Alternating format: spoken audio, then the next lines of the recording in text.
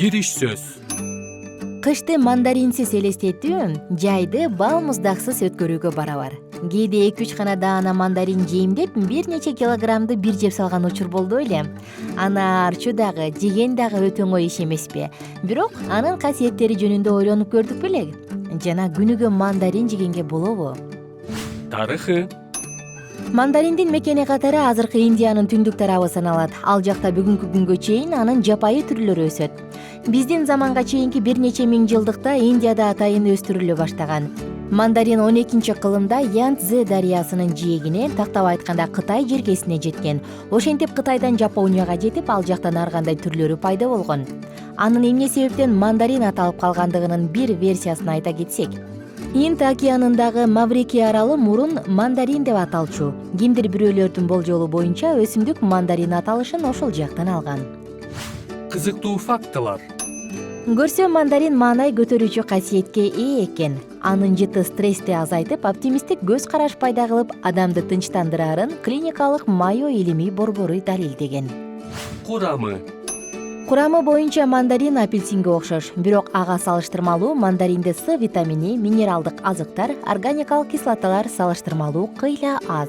Ошондуктан мандарин инфекцияларга каршы күрөшүп, кан суюлтат, артериалдык кан басымды азайтып, аллергияга каршы туруп, тазалоочу касиетке ээ. Мандарин жегенге жеңил жана сиңимдүү болгондуктан кары адамдар жана жаш балдар үчүн жакшы азык. Пайдалуу жактары.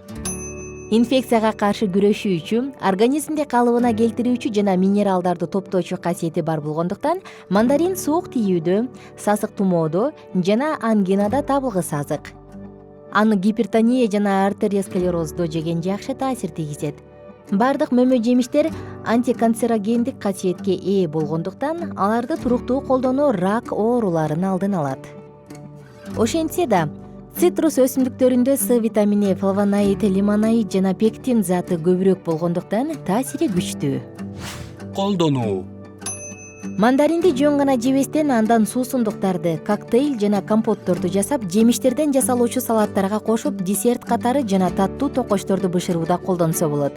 Ошондой эле аны балык, күрүч, канаттуулардан жасалган тамактарга, соустарды жасоодо пайдаланышат. Медицинада мандариндин кабыгын тундурма, сироп, экстракт жасоодо колдонушат. Жыйынтык.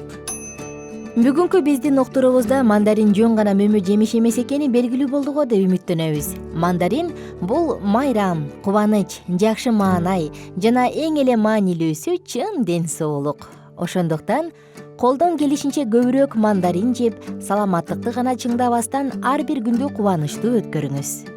Кененирээк маалыматтар үчүн биздин Facebook, Instagram жана Twitter соц барактарыбызга жазылыңыздар жана salamat.club клубуна кириңиздер.